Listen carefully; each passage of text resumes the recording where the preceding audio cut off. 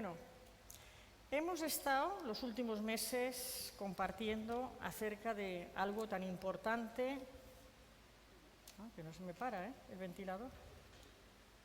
Sí, yo creo que lo he quitado. Mira, a ver, asegúrate, porque es que me vuelan las hojas. Tan importante que es para mí, bueno, para mí es la base de todo, ¿no? Después de convertirse, de la relación con Dios, ¿no? Hemos estado hablando sobre algo que es lo que al fin y al cabo va a transformar nuestra vida, porque conocer a Dios nos ayuda a saber lo que Él quiere, ¿no? Para nosotros y lo que quiere hacer en nuestra vida. Y me retumba un poco, vale. Y ahora vamos a seguir este tiempo con el tema de la santidad, ¿no? La santidad, pues, es un proceso. Todos entendemos, creo que la mayoría sabemos que algo santo es, uno de los términos es apartado para Dios, ¿no? Pues eso seríamos, cada uno de nosotros, de aquel que ha tenido un encuentro con Dios, somos apartado para Dios. A raíz de ahí, cómo vivir ese proceso, porque no existe la varita mágica, no es que tenemos ese encuentro y nuestra vida cambia. A veces nos gustaría, bueno, hay gente que no quiere, así que eso también, Dios da esa libertad, pero a veces nos gustaría que cuando hemos conocido a Jesús nuestra vida cambiara realmente y nosotros ya no tuviésemos los problemas ni necesidades que teníamos antes. Es cierto que ocurren cosas en nuestra vida al tener ese encuentro que nos lleva a decir te necesito Dios, pero luego nos damos cuenta de que hay muchas cosas que siguen estando ahí. Y yo en esta mañana quiero compartir acerca de 3 encuentros que vienen a ser el principio y la continuidad de lo que es la santidad, ¿vale? De lo que es ser santos. Vamos a leer en Primera de Pedro primero. Llamamiento a una vida santa. Dice, por tanto, ceñid los lomos de vuestro entendimiento, sed sobrios y esperad por completo en la gracia que se os traerá cuando Jesucristo sea manifestado. Como hijos obedientes, no os conforméis a los deseos que antes teníais estando en vuestra ignorancia, sino como aquel que os llamó es santo, sed también vosotros santos en toda vuestra manera de vivir, porque escrito está, sed santos porque yo soy santos. Es decir, Dios es santo y nos llama a vivir para Él, y lo que yo deduzco de aquí es que, de alguna forma, la obediencia es el camino a la santidad. La obediencia a Dios.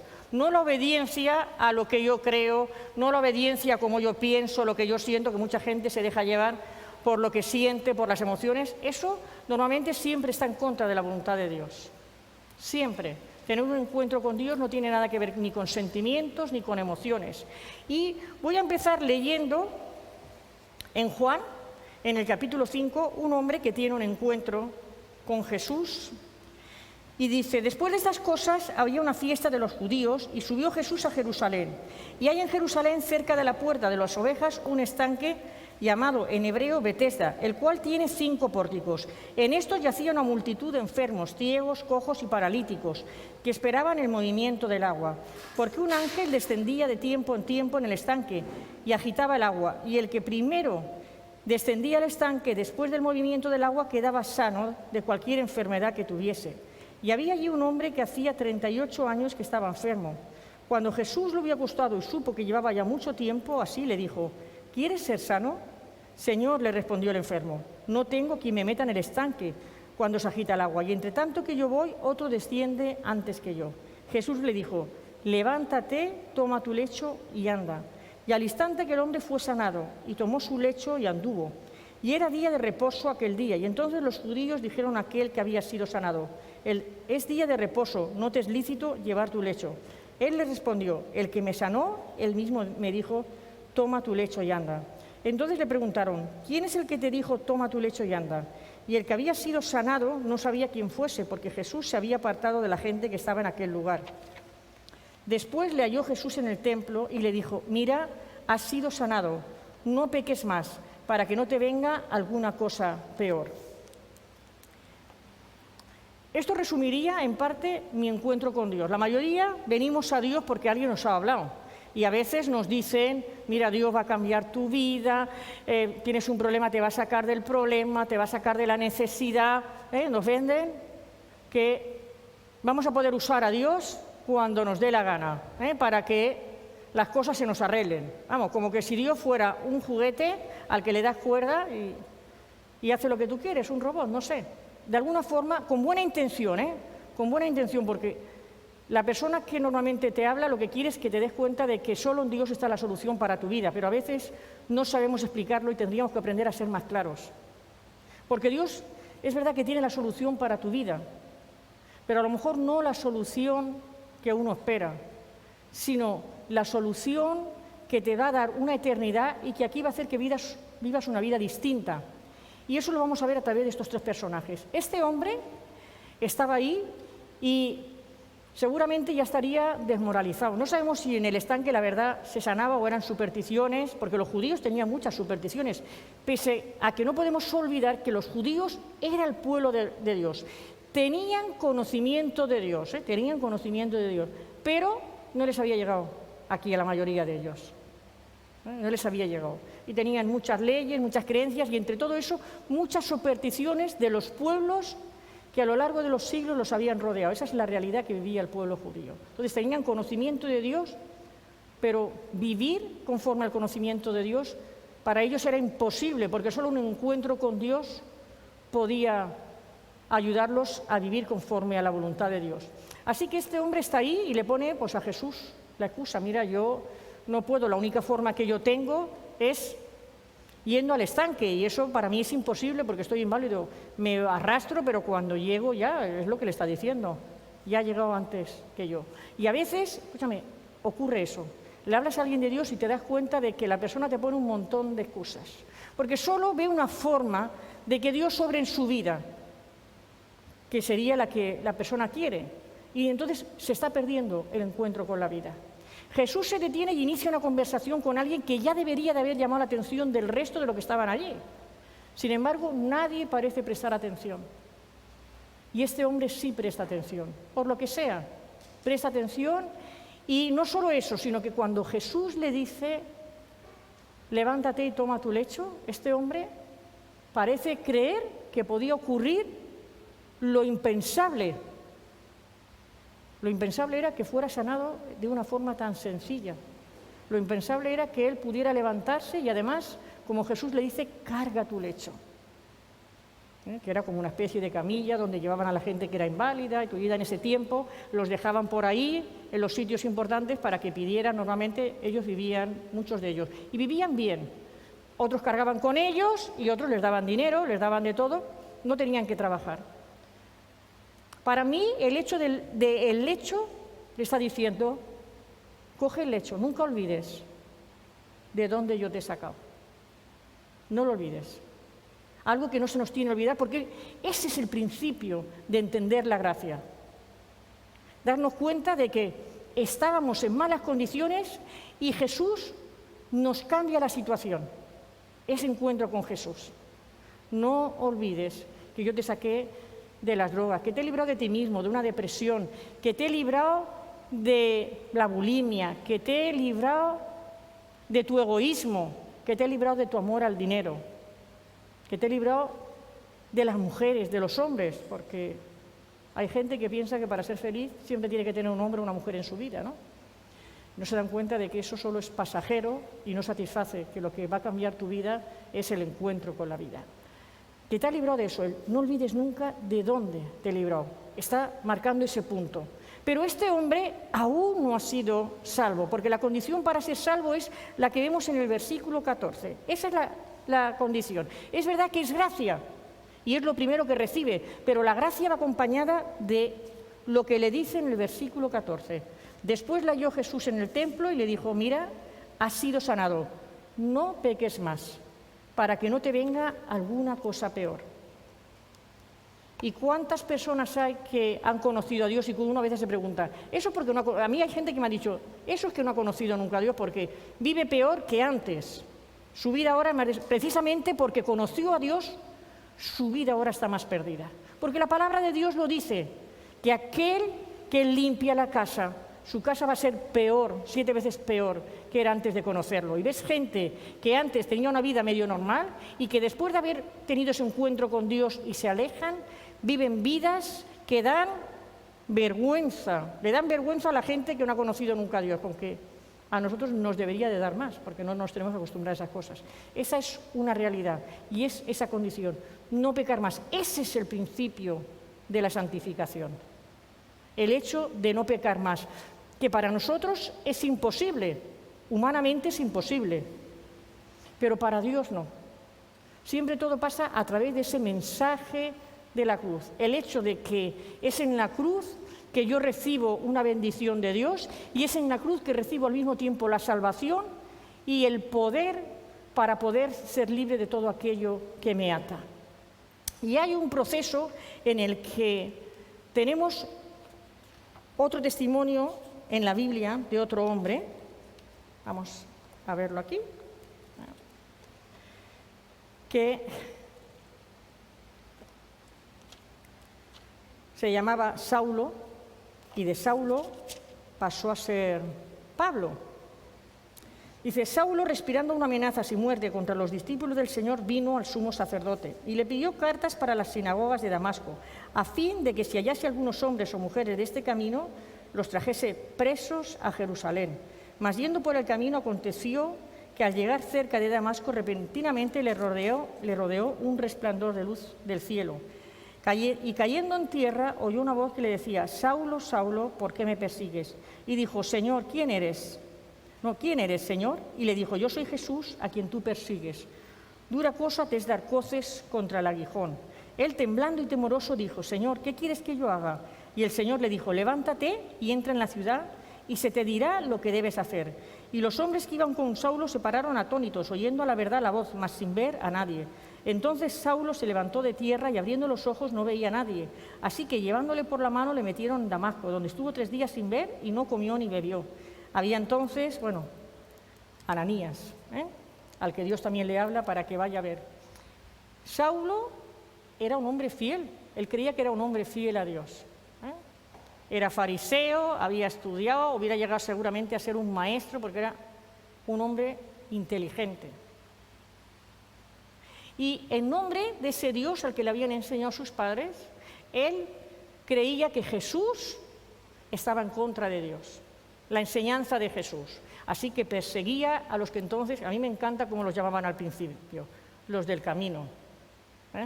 Los del camino, porque Jesús dijo de sí mismo, yo soy el camino, la verdad y la vida. Es decir, los del camino quería decir, están caminando en la vida de Jesús. Eso era lo que quería decir. Ojalá la gente nos pusiera ese nombre de verdad, los del camino. Y en ese encuentro, Pablo, de repente, en ese resplandor, en esa estar en la presencia de Dios, se da cuenta que es algo sobrenatural. Y ese algo sobrenatural no le dice, ¿por qué persigues? Él había estado, recordar que había estado presente en la muerte de Esteban y había asentido que lo mataran. Había permitido y había cogido cartas, llevaba de los sacerdotes para poder hacer lo mismo con todos aquellos judíos que querían seguir a Jesús. Eso no lo podemos olvidar. Y sin embargo le dice, ¿por qué me persigues? Ahí Dios le deja claro, yo soy Dios. Al que han matado, y aunque tú persigues a personas, a quien estás persiguiendo es a mí, porque quieres acabar conmigo. Y conmigo no vas a poder acabar. Por eso es muy importante, yo muchas veces lo digo y la gente, yo sé que eso cuesta, no hacer, cuando tienes un problema con alguien, hacerlo personal. Porque a no ser que tú te portes mal, quiero decir que a veces nosotros hacemos cosas que están mal y entonces nos la estamos buscando nosotros. Pero si es algo, si hay un conflicto, porque yo soy una hija de Dios y me mantengo en hacer lo que Dios dice y tengo un conflicto con alguien, de dentro o de fuera, da igual, recuerda una cosa, no es personal. Están persiguiendo a Dios. No es contra ti, es contra Él. Es contra lo que Dios ha hecho en tu vida. Porque a veces nos han acusado, a mí a veces me han acusado fuera de sete, de todo, pero yo siempre les he dicho, lo que Dios ha hecho en mi vida, tú no puedes decir que eso es mentira. Porque yo sé lo que era y quién era, y sé lo que Dios ha hecho. Y eso podemos hacerlo todos, porque no tenemos por qué callarnos ni agachar la cabeza porque no hay... No, debemos de también plantar sin enfadarnos y decir, yo soy quien soy, a no ser que tengas miedo de que piensen en lo que eres, porque luego tu vida es un desastre, y entonces casi mejor callarse y no decir, yo soy una hija o un hijo de Dios. Hay que tener también cuidado con eso, con el testimonio. Si estamos mostrando el camino, o estamos mostrando a lo mejor el camino al infierno por nuestra información errónea, decir que somos una cosa y hacer otra, ¿no? Entonces Pablo lo primero que hace es obedecer. Pablo, que era un hombre enérgico, colérico, a él no lo mandan los sacerdotes, él va a pedir, oye, darme cartas, darme la autorización para poder acabar yo con esta gente. Él va donde cree que debe de ir, pero no espera que tengan ellos la iniciativa, la tiene él. Ahí, de repente se da cuenta que ese encuentro con el que él perseguía lo cambia todo. Y sabe que tiene que obedecer. Y va y le dice, ahora tú vete y espérate allí, que allí ya te diré el siguiente paso.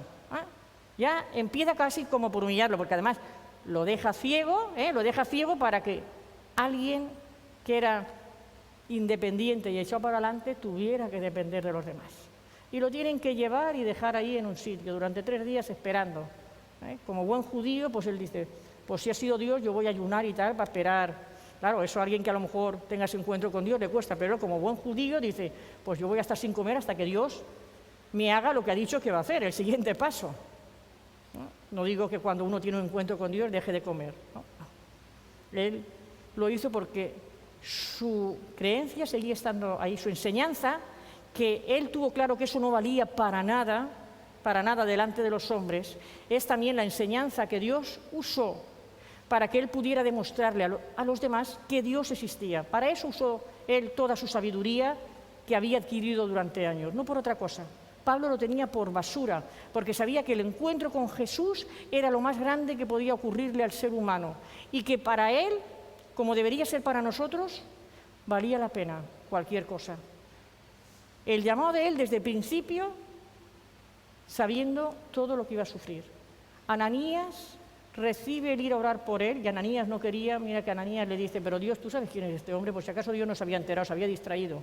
Igual se había distraído y no sabía quién era Saulo, que este quiere acabar con nosotros, y tú me dices que yo vaya allí a orar por él. Voy a ir y me van a encerrar y me van a torturar. Es lo que Ananías en principio piensa, como creo que lo hubiéramos hecho cualquiera de nosotros. Sin embargo, Dios le dice, ves, porque es necesario que él sepa lo que es sufrir por causa de mi nombre. Podría parecer una venganza de parte de Dios. Has perseguido a los cristianos, has acabado con algunos, los has torturado, ahora te va a tocar a ti. No, más lejos de la voluntad de Dios no puede estar.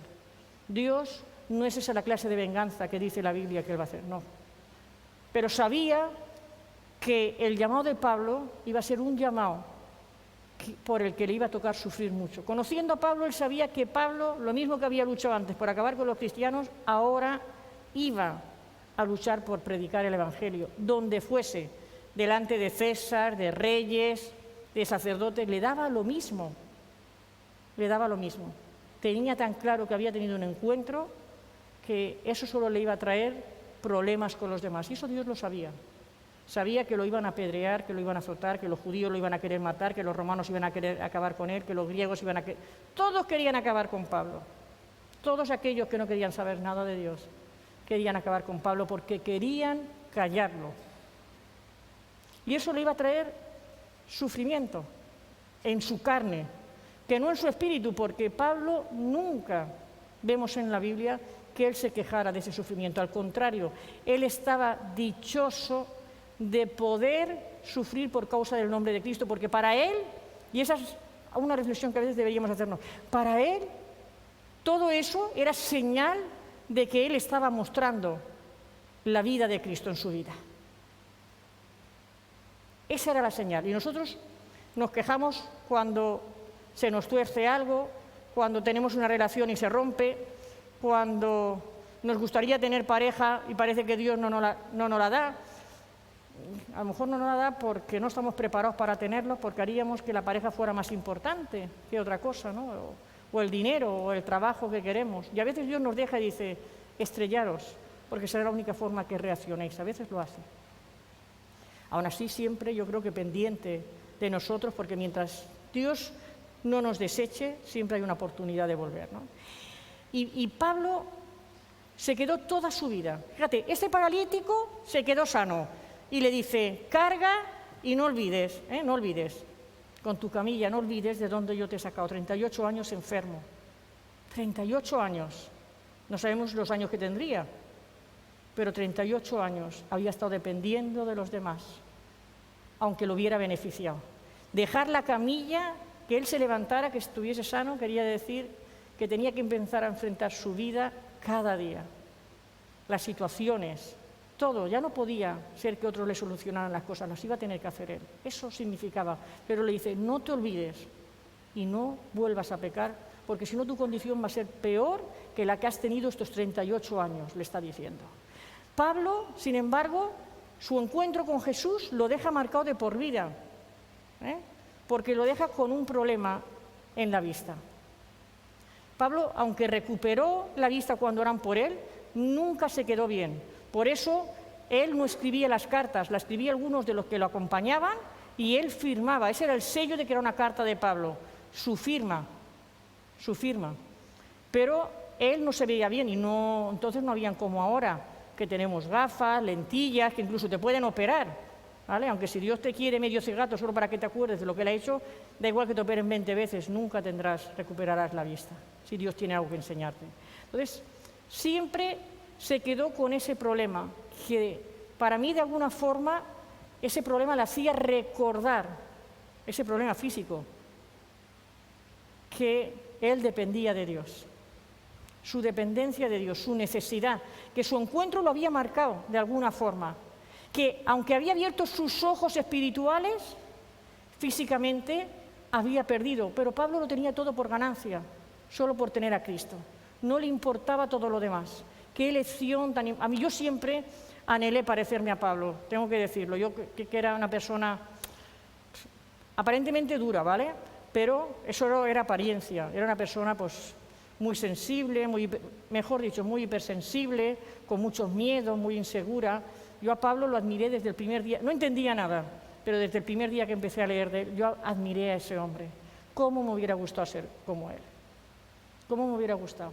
Ese hombre que vivió el camino de la santificación sin dejar de estar en la brecha, porque hay gente que dice, cuando cambie entonces, o cambien mis circunstancias, o cambie todo, cuando todo se dé como está. Pero Pablo no, Pablo desde el primer día empezó a predicar el mensaje de salvación y fue cambiando, porque vemos a un Pablo distinto. Si uno se va fijando, ves que hay un cambio en Pablo.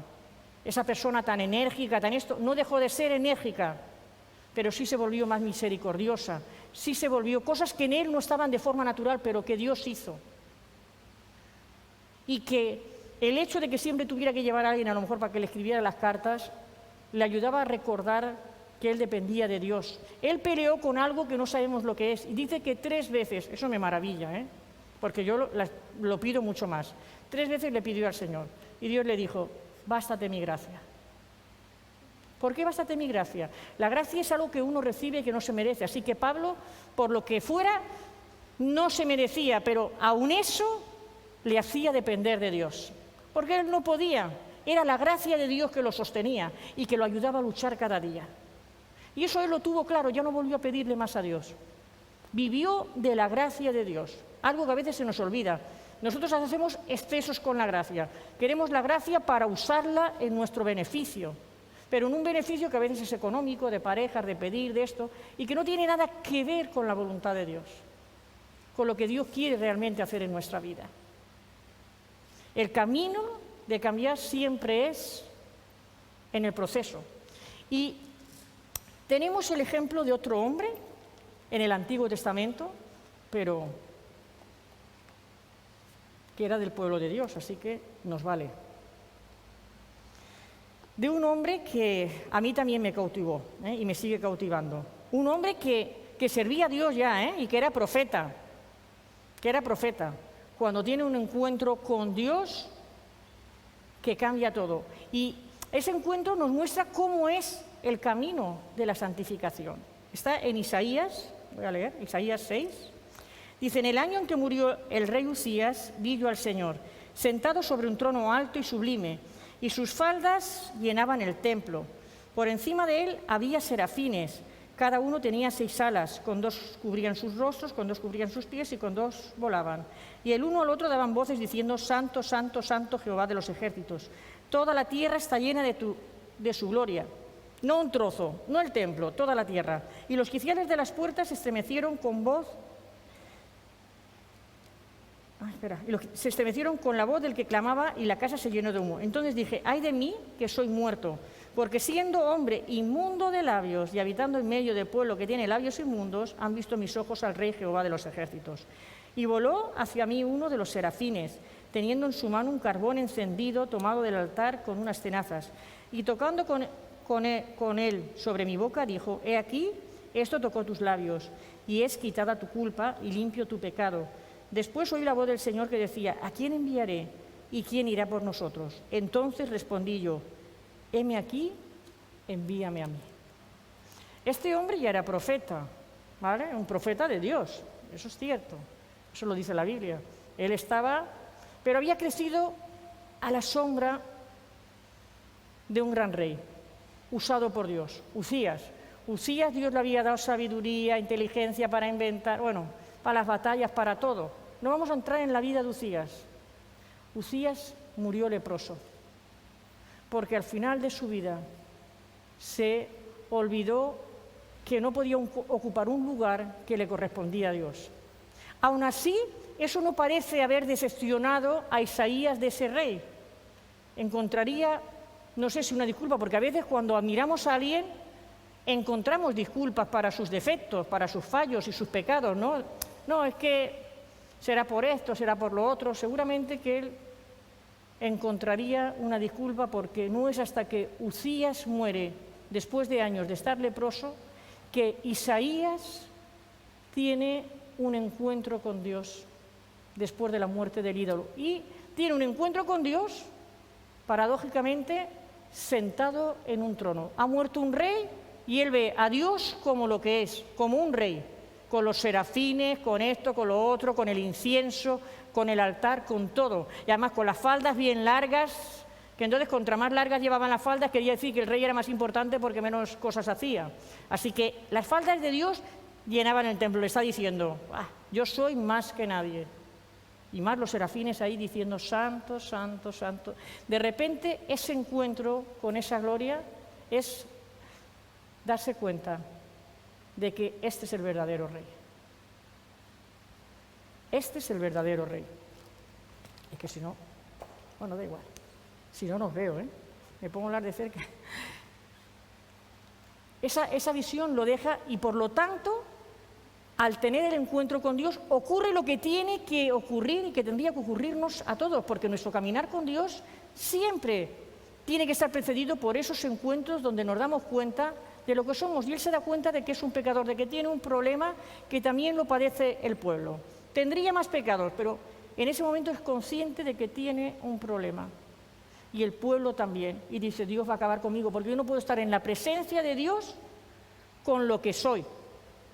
Y ahí entra el mensaje que lo podemos trasladar, si queréis, a la cruz, porque ahí entra un serafín, uno de los seres vivientes, coge del altar, no de cualquier otro sitio, del altar, coge unas brasas que estaban ardiendo, es decir, que no las coge con la mano, las coge con unas tenacillas, y eso que era un ser sobrenatural.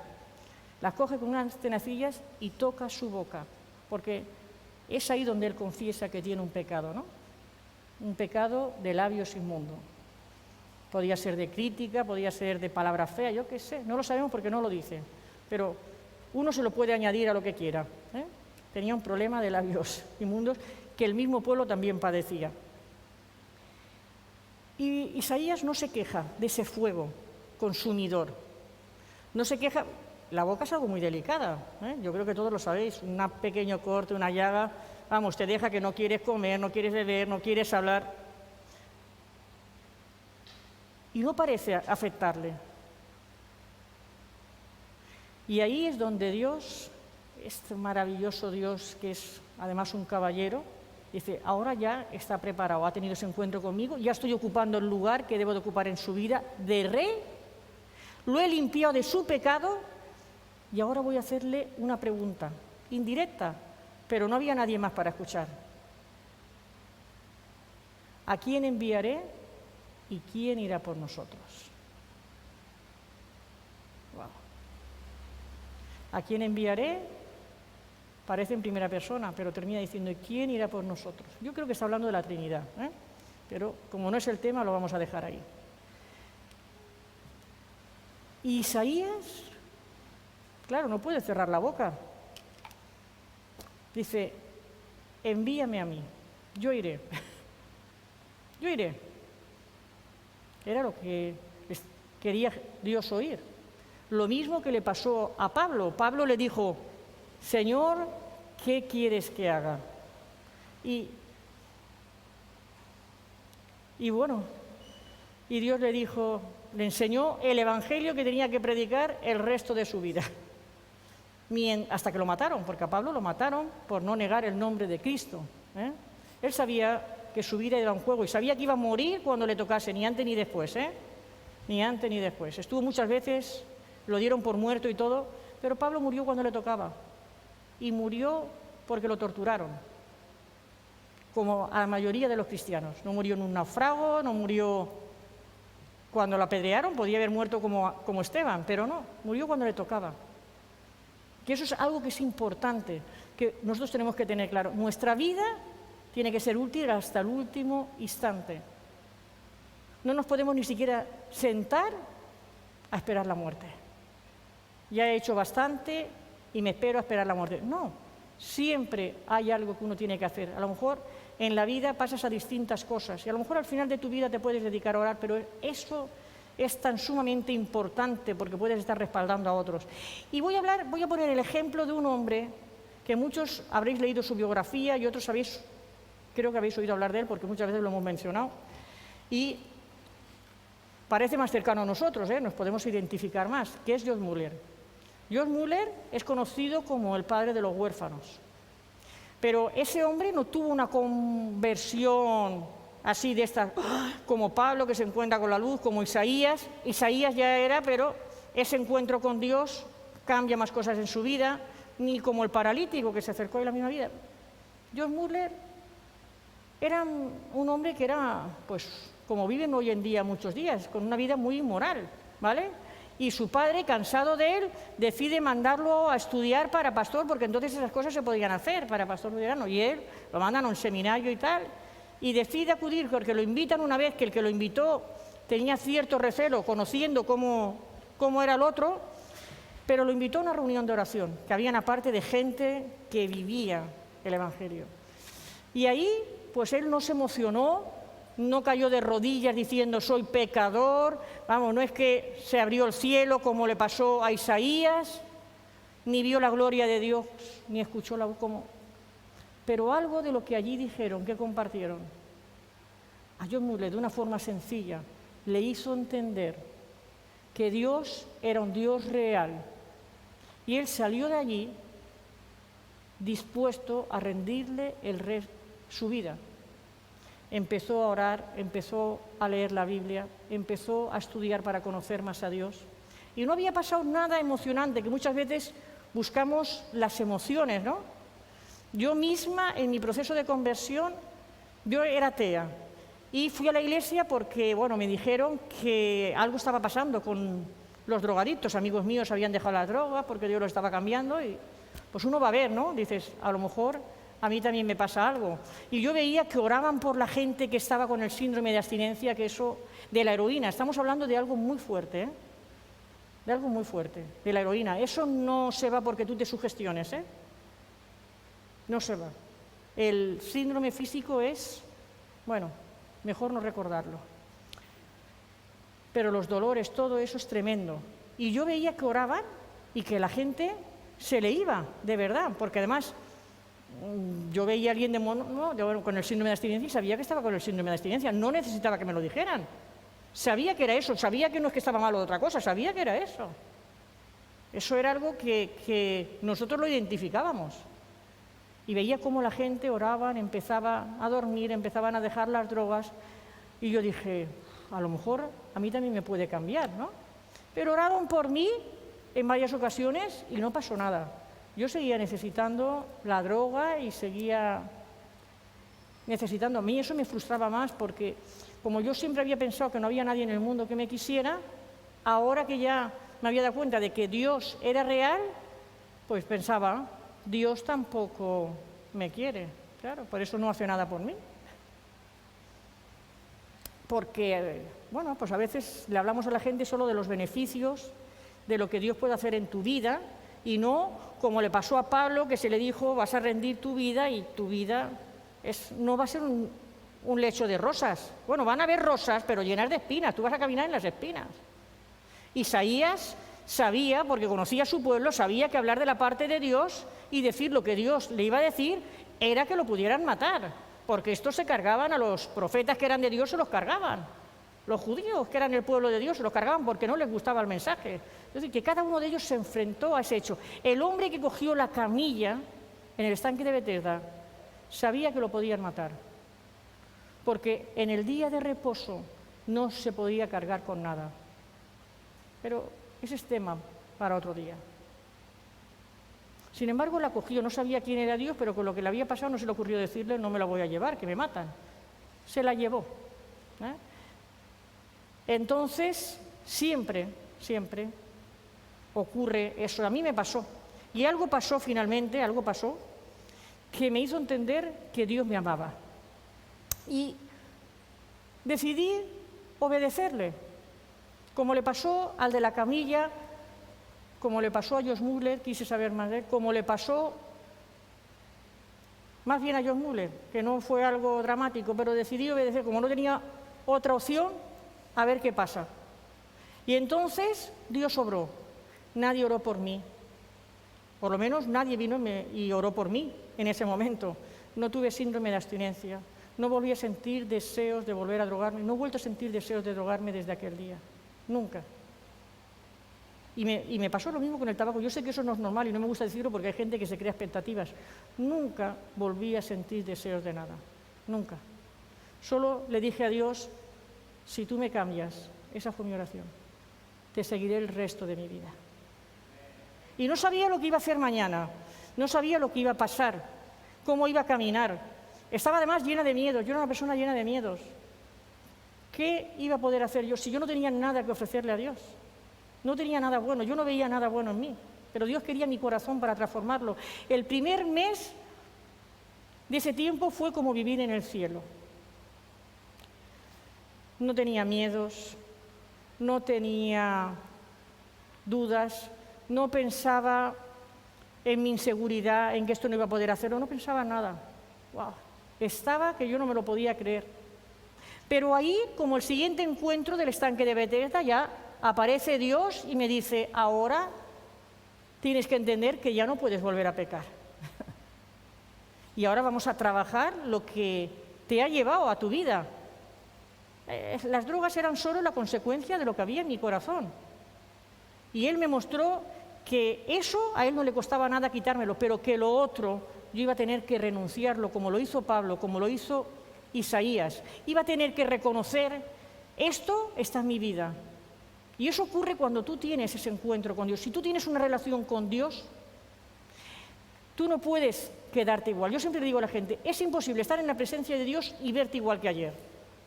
Algo falla, algo falla. Los últimos años lo que yo más he disfrutado es tener unos tiempos con Dios en los que no le pido nada. Le digo, vengo a estar contigo. A veces mi carne no quiere estar, aun sabiendo que ayer me bendijo con su presencia. Mi carne quiere irse a hacer otras cosas que parecen más productivas. Mi cabeza se va... Y yo la vuelvo a reconocer, he venido a estar con Él, solo estar contigo por estar contigo. Así que empiezo a adorarlo en lengua para poder, empiezo a orar en adoración para que mi cabeza se calme y los pensamientos no se me vayan. Y la mayoría de veces al rato me veo pidiéndole perdón. Perdón por cosas que me parecían importantes muchas veces. A veces uno, aunque no lo diga, se ve en situaciones que dices, madre mía, ¿no? Y no puedes evitar pensar. Pero cuando estás con Él y te das cuenta que dices, ¿y qué importancia tiene? Ni que te tomen por tonto, ni que se burlen de ti, que digan lo que quieran, que piensen lo que quieran. Wow. Lo que importa es lo que Él piensa de mí. Lo que Dios piensa de mí. Y me veo que le pido perdón, Señor, pues aunque no se haya notado, pero yo me doy cuenta que a lo mejor he hablado... Dios me muestra cosas que me parecen increíbles, porque cuando las he vivido no las he visto así, pero Él me dice, no, no es así, como quiero que tú seas, porque con cada uno trata y nos va mostrando. Pero los encuentros con Dios es lo que nos cambia para la siguiente fase, porque cuando yo veo eso y estoy dispuesta a que Él me toque, en mi caso ya que conozco la cruz, lo llevo a la cruz, porque mis pecados han sido ahí, mis heridas también, ¿qué importa que me hayan herido? ¿Qué importa? ¿Acaso Él no lo pasó peor que yo? No importa. Cuando yo estoy ahí, debo de salir siempre transformada y preparada para el siguiente paso. No para vivir mi vida como me da la gana. Dios no me sacó de la vida que yo llevaba para que yo viviera bien, tuviera una casa, tuviera hijos, tuviera dinero. Dios no me sacó para eso, eso es secundario.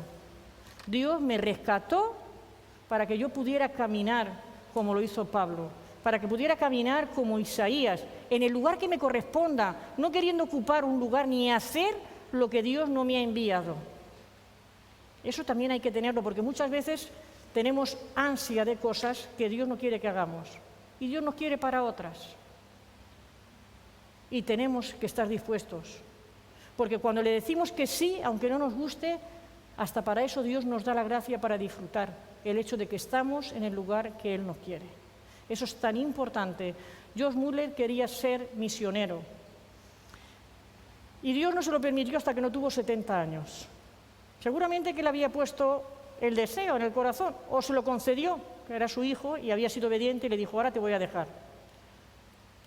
Y creó orfanatos, empezó en su casa, recogiendo niñas, recogiendo niños, creó un montón de orfanatos, vivió por fe, él nunca quiso recibir nada, nunca le pidió nada a nadie, vivió por fe y alimentó a esa gente por fe, por fe. Él oraba para que Dios tocase la vida de la gente, nunca le pidió a la gente que le diera dinero, nunca, porque a veces cometemos ese error. Él nunca le pidió a la gente nada, oró y llegaba lo que necesitaba. Así era George Muller. Ese hombre que no había tenido un encuentro, ¡wow!, no, solo que una palabra le hizo entender que Dios era real. Y él empezó a relacionarse con Él como debe hacerlo, en la oración y en la lectura de la palabra, para poder conocer como Dios pensaba. A los 70 años, Dios le permitió empezar a hacer viajes misioneros durante 16 o 17 años, con lo mayor que era, y que entonces no habían aviones, no lo perdáis, en barcos que tardaban meses para llegar a los sitios, pues Dios le permitió.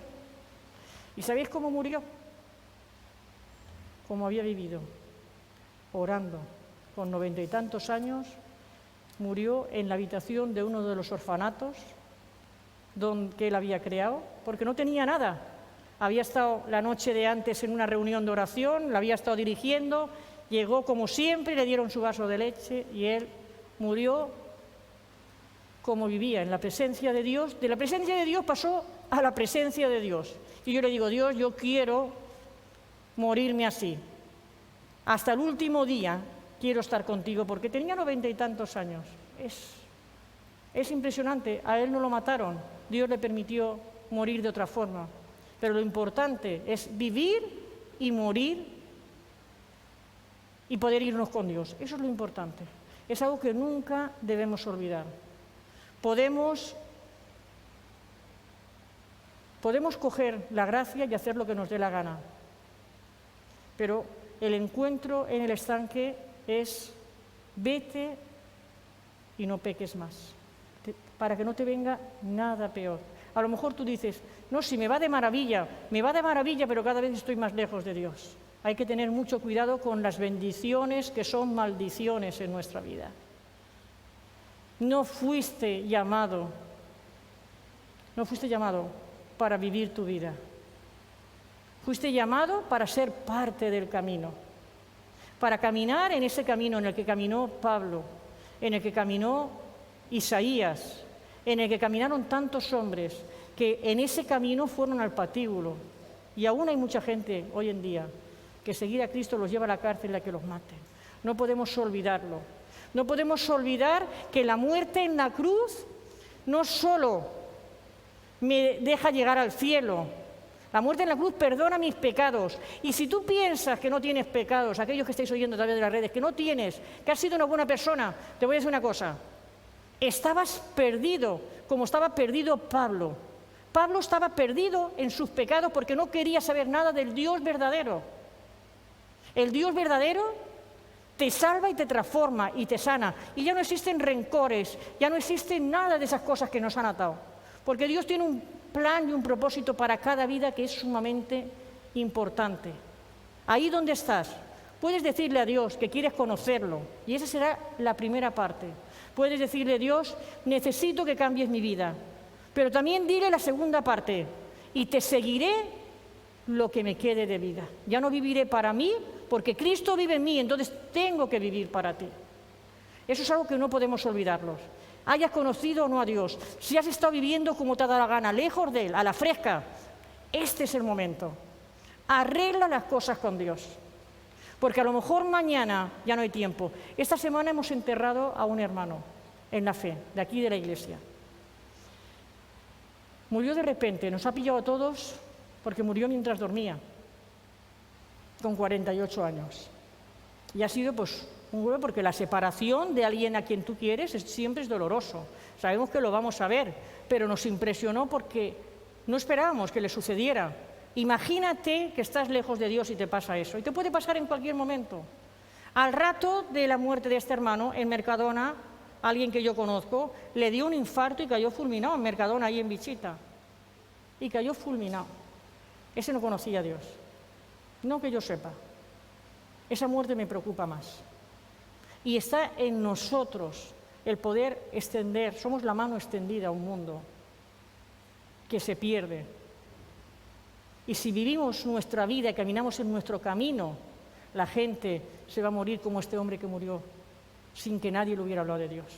Porque yo nunca tuve relación con él, lo conocía de vista del barrio, ¿no? Pero debemos de ocupar nuestro lugar.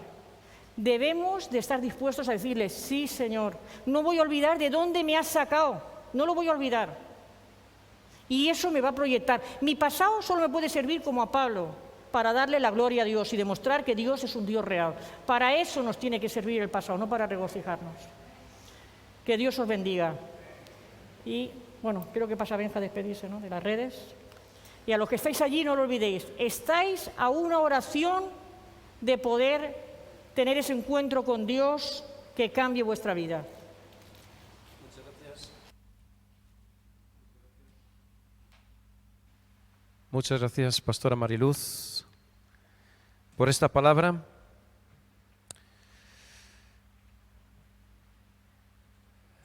La frase en esta mañana que yo creo que Dios nos está enviando al corazón de una forma especial es: